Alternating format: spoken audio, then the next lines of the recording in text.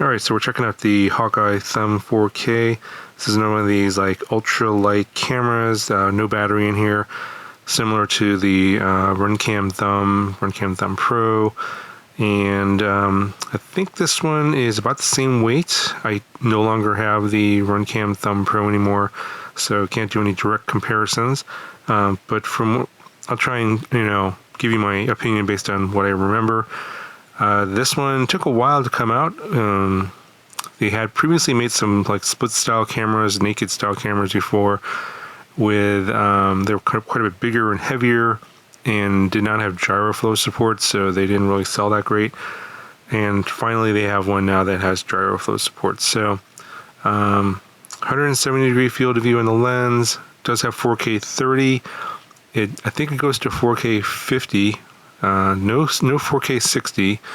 You can get 4:3 mode in 2.5K, which is 1440p for 4:3 video, but 4K is going to be 16:9 video, and all of this is Gyroflow compatible. So if you enable the Gyroflow stabilization data in the settings, which is I believe on by default, you will get a separate file, the GCSV file, that you can then use Gyroflow to stabilize the video.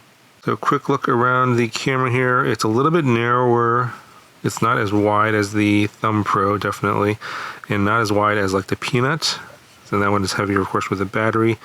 USB-C here to access your data, and I think you can also use it as a webcam. And then your micro SD card goes in here. There's a little flap here to secure the card from popping out, and I believe it goes up to 64 gigabytes on the card. Your mounting holes here are M3, and this is a pretty standard type of mount. A lot of drones, like this iFlight here, this is what I flew it on, come with the same, it matches, so it goes right in here, and you just use an M3 screw to tighten it down.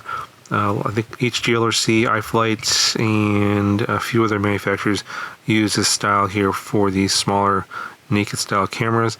But yeah, you have to check with your vendor if your drone comes with a compatible mount or not. There's no way for me to know every single drone that's out there. All right, so here in the back are two plugs. So you have this 2-pin plug here is for the key, the settings board. So basically use the joystick to go into the settings and change your different camera settings. You need a video out setting, a video out capable monitor, something like this, to actually see the camera settings, because obviously there's no screen on this guy. I'll show you that here in a second. Then you have a 4-pin plug here. On the left there is 5 volts to 23 volts. That's the input to power the camera. Ground, and then you have your video and their TRG. I believe these 2 pins here are for starting and stopping the recording via your transmitter. And I did a tutorial in the Caddx Peanut video, so refer you to that if you want to know how to set that up via your Betaflight settings. It's a pretty convoluted setup. I think it takes about 10 minutes of that video, just so go and refer you to that if you want to do that. I personally don't like using the transmitter because you just don't know. There's no feedback in the goggles as to whether or not it's actually recording or not, so I've never used that feature. To record, once the camera is powered up by your drone, you just press the button and you hear a couple of beeps and it'll start recording, and then when you're done, press the button again, a couple more beeps, and it'll stop recording. So you get an audible tone that's actually recording or not recording. So if the drone's nearby, if you're using the transmitter, you might be able to hear it, but you won't get any visual feedback in the OSD. So they do give you some plugs here for power, and these are for basically connecting to different batteries. These are balance lead plugs, so you plug one end into the camera and then the other end into your battery. And so they have a 3S, a 4S, and a 6S balance lead plug, but you'll notice that the 6S here is actually only connecting to the 4S cell. So even if you have a 6S battery, it's only using 4 of the cells, not 6 cells, because obviously 6S is going to be higher than 23 volts, and if they actually use the full voltage from 6S, it'll fry the camera. So that's why if you use your own custom cable, just make sure, and you're using a 6S battery, don't use all 6 cells. Go like this, where they're using 4 of the 6. Then you won't exceed the voltage on the camera and fry it. So just be aware of that if you happen to use your own. But if you use these, obviously this one will be fine. You can use this one with your 6S batteries. So these are keyed. You can see right there. And if you plug in your, this is a 3S LiPo, like so. There's no way to mix it up. So red is positive and negative. There's no way to put it in backwards. That's why it's keyed like that. And then then you just plug the other end into the camera and it will turn on. So go ahead and plug this in here. Here's some beeps. There's no lights anywhere that I can see. So I heard 3 beeps. So I'm assuming it's turned on.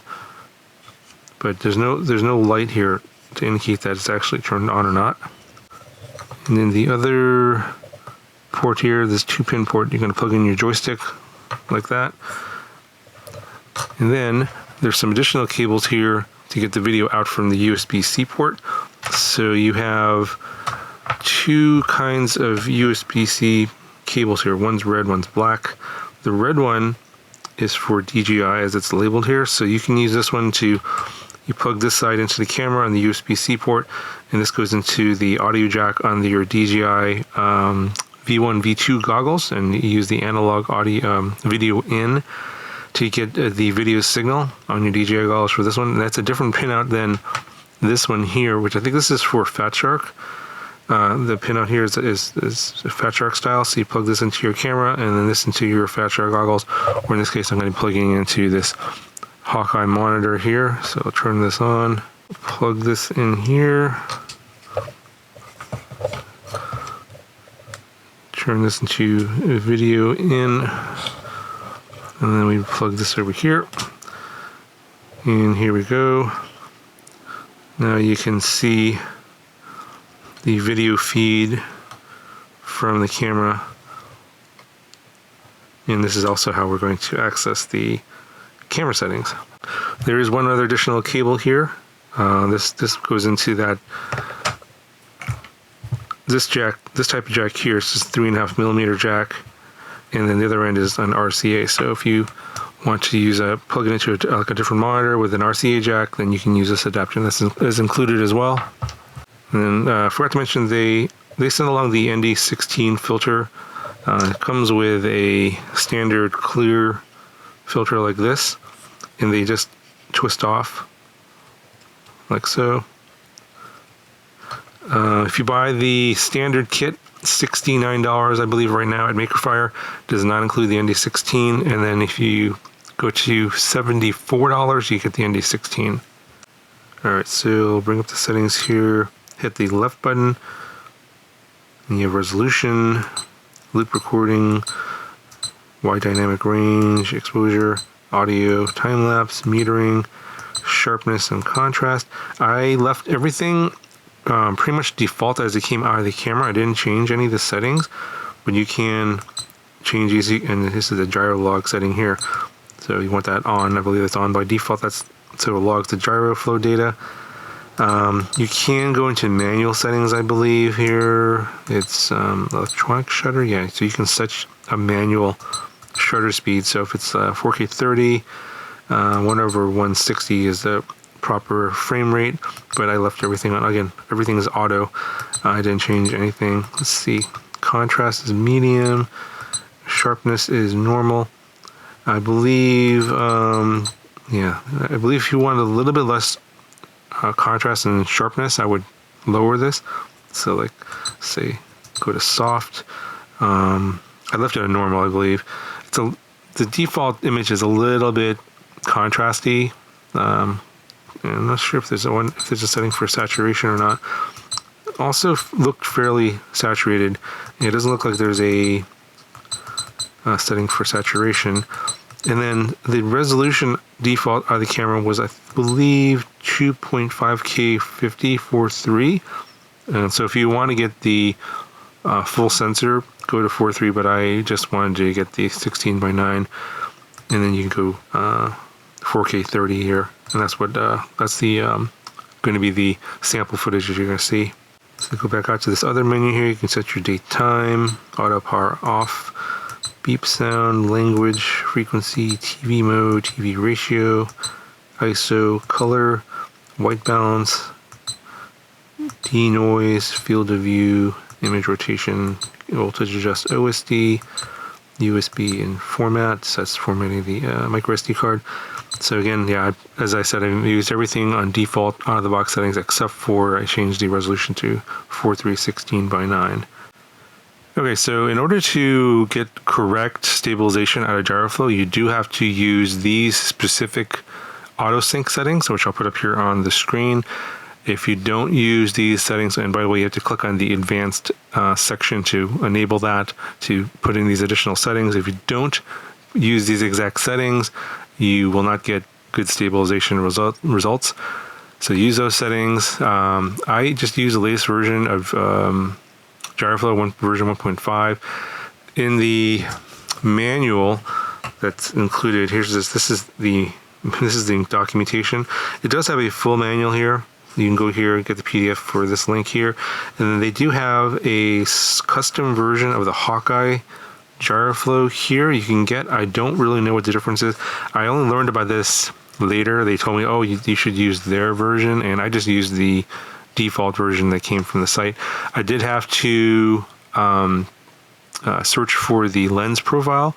You just put in Hawkeye Thumb, and it's like basically the only one that shows up, and that one worked. I believe if you use this custom version here, it'll auto select the lens profile for you. I believe that's the only difference, but I believe this one is version 1.1. So probably they don't use any of the new features in version 1.5 anyway, so it's probably fine, but I didn't test that. But I just used the standard 1.5, and I searched for the Hawkeye Thumb lens profile, and then I used the auto sync settings that I showed you on the screen earlier. They do have a video tutorial. I'll link that in the video description of this video if you want to follow along with their video tutorial on how to set up Gyroflow. But basically what I explained in my video here is going to be good enough, but if you need a step-by-step tutorial, they do have that, and I'll link that in the video description. Okay, so final thoughts here in terms of the image quality and stabilization quality. The bitrate on this camera is around 30 to 35 megabits, but it's recording in H.265, not H.264. So I believe in 4K on the Runcam Thumb Pro, I'm looking back at some old footage that I had, it records in 50 megabits. I believe that's H.264. So it's not apples to apples in terms of what you get, because you can, at a lower bitrate on H.265, it gives you more data per megabit compared to H.264, but I'm not an expert on video codecs, so I can't tell you if it's twice as much or 3 times as much. I mean, for those of you that know, let me know in the comments below how much of a difference it makes. In terms of what it looks like, in my opinion, the Runcam Thumb Pro image looks a little bit better. It has basically looks like it has better dynamic range than this Hawkeye Thumb Pro. More shadow detail is apparent. It doesn't look as saturated, although you can make those adjustments. I would probably, on the Hawkeye Thumb, I would reduce sharpness and reduce contrast, and that will help a lot. But yeah, the image does definitely look a little bit better on the Thumb Pro. You can go back and look at the Runcam Thumb Pro video and kind of like look at that and compare it to this one, and you can decide on your own. But keep in mind, this is a fair amount cheaper. So this is like $68 versus $99, $100 for the Runcam Thumb Pro. So you're paying $32 more, $31 more for that camera versus this camera. The weight's about the same. That one's a little bit bigger in terms of dimensions. Yeah, so there's little trade-offs there. So if you're looking for something a little bit better, maybe pay a little bit more and get that camera. Or if you're looking for something not quite as expensive, then this one is, it's for the price. I think it's adequate, but it's all about what your priorities are. If you want to pay more and get more, that's totally up to you. But yeah, I think I'm gonna leave it at that. Link down in the video description if you want to check out where you can buy it. But right now, I believe it's only available on MakerFire. I'll add other store links in the future, so if you're looking for other stores, I will add those later. So come back and check this video. In the video description, I'll add the other stores if you're looking for this camera elsewhere. That'll do it for this video. Talk to you guys in the next one.